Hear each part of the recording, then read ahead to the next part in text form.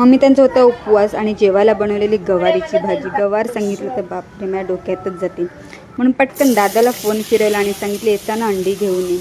आणि मम्मीला बोली मला कांदा टोमॅटो आणि मिरची मस्तपैकी बारीक चिरून दे. ते मम्मीने काम माझं मोठंच करून दिलं कारण मला ते बारीक बारीक चिरायचं का मला कंटाळा येतो.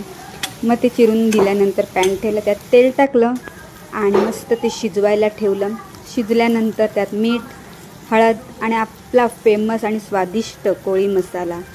कोळी मसाल्याशिवाय जेवणाला टेस्टच नाही. तो पण मस्तपैकी शिजवून घेतला. शिजवून घेतल्यानंतर त्यात टाकलं आपलं भाजलेलं खोबरं पण व्यवस्थित शिजवून घेतलं आणि मस्तपैकी हे सगळं मटेरियल एक नंबर शिजलेलं. स्मेल पण एक नंबरच येत होता. मग ते झाल्यानंतर आपली महत्त्वाची गोष्ट म्हणजे अंडी, ती पण एक एक करून त्यात सोडली. आणि मग नंतरची गोष्ट म्हणजे आमच्या प्रारंभाला चीज खूपच आवडते ना. मग केलं त्यात चीजच टाकून बघते आज. मग चीज टाकलं आणि मस्तपैकी झाकण दिलं आणि मेल्ट होण्यासाठी सोडलं.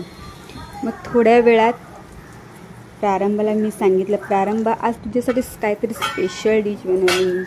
तो पण एक्सायटेड होता की त्याने आज काय बनवले.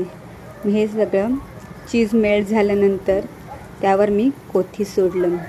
आणि ही होती आपली मसाला अंड विथ चीज अशी रेसिपी.